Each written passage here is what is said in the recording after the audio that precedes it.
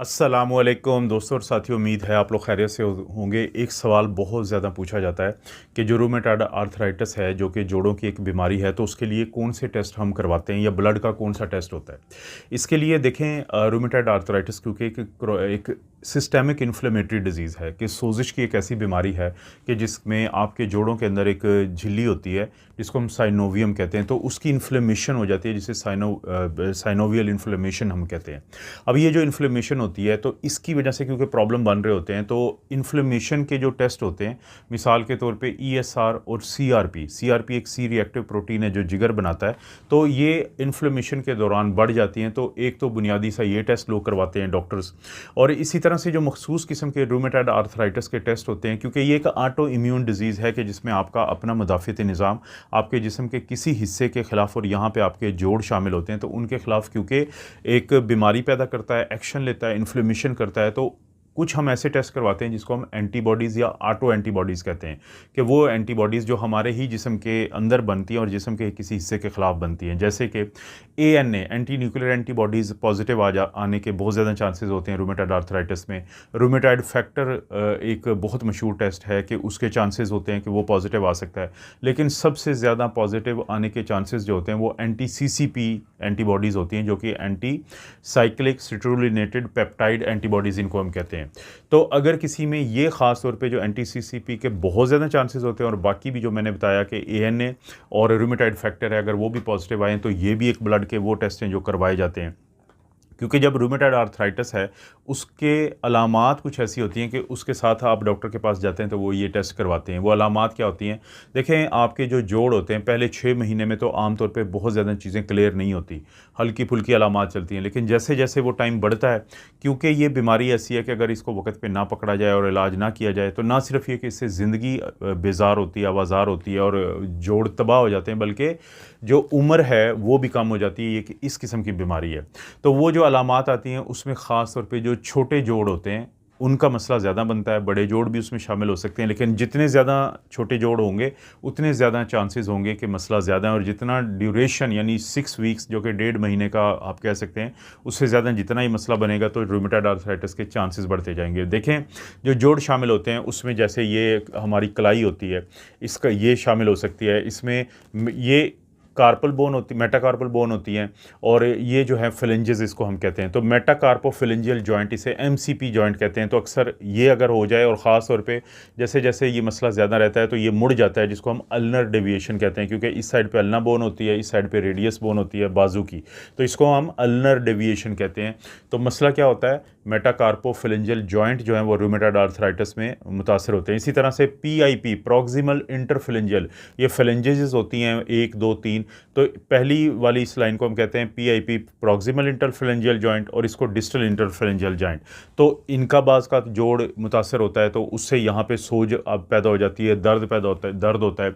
इसी तरह से आपके जो पाँव का अंगूठा होता है वहाँ पे भी जो एक ख़ास जोड़ होता है जिसे मेटाटार्सो फिलेंजियल जॉइंट कहते हैं, तो उसका प्रॉब्लम हो सकता है। वहाँ पे टार्सल बोन होती हैं, मेटाटार्सल जो जॉइंट होता है एमटीजे, तो उसका मसला होगा। फिलेंजेस हाथ वालों की हड्डियों को कहते हैं, और टार्सल्स जो हैं वहाँ पे बोन होती हैं और मेटाटार्सल्स। तो अब जो एक तो ये जोड़ होते हैं, फिर इसके अलावा कोहनियाँ हो सकती हैं, एल्बो जॉइंट्स, नी घुटने बहुत ज़्यादा लोगों के मुतासर होते हैं। इसी तरह से हिप जो होता है वो कम लोगों का मुतासर होता है। लेकिन ये जो जोड़ हैं छोटे ख़ास तौर पे और बड़े भी, तो जितने ज़्यादा ये इन्वॉल्व होंगे उतने ज़्यादा चांसेस हैं कि किसी को ये मसला हो सकता है। गर्दन का भी प्रॉब्लम बनता है इन लोगों में, गर्दन के मोहरों का भी, लेकिन आम तौर पे जो बाकी स्पाइन है उसका मसला नहीं बनता। और इन लोगों में सुबह उठने के बाद आधे घंटे तक जोड़ जो हैं वो सख्त रहते हैं, स्टिफनेस रहती है, और अगर वो दिन में काम करते रहें तो गुजारा हो जाता है, लेकिन काफ़ी देर तक जब काम नहीं करते तो तब भी उनके जोड़ों का दर्द और सोज बढ़ जाती है। और ख़ास तौर पे अगर बहुत ही ज़्यादा उन्होंने फ़िज़िकल एक्टिविटी ज़्यादा की हो, जिसको हम स्ट्रेनस फिज़िकल एक्टिविटी कहते हैं, तो उसके बाद भी ये जोड़ काफ़ी ज़्यादा दर्द करते हैं और सूज जाते हैं। तो इस तरह की जो अलामात बनती है, कुछ उनकी तरफ से इन अलामात को देख के डॉक्टर के जहन में आता है। उसके अलावा कुछ ऐसी होती हैं अलामात जिनको हम एक्स्ट्रा आर्टिकुलर मैनिफेस्टेशन के जोड़ों के अलावा, जैसे बाज़ का रूमेटॉइड नोड्यूल बनते हैं कि जल्द के अंदर भी बन जाते हैं, बाजुओं की जल्द के साइड पे बनेंगे, आपके हाथों की जल्द की साइड पे बनेंगे, जो गिल्टियाँ बन जाएंगी, फेफड़ों में बन जाते हैं, आँखों में बन जाते हैं। इसी तरह से आँखों के अंदर यानी रेडनेस आ जाती है, रेड आई बन जाती है, जिसको हम एपिस्क्लेराइटिस और स्क्लेराइटिस कहते हैं। और इसी तरह से बाज़ लोगों में जो मुँह होता है और आँखें होती हैं बहुत खुश्क रहना शुरू हो जाती हैं। तो ये वो अलामात होती हैं जो जोड़ों के बाहर होती हैं।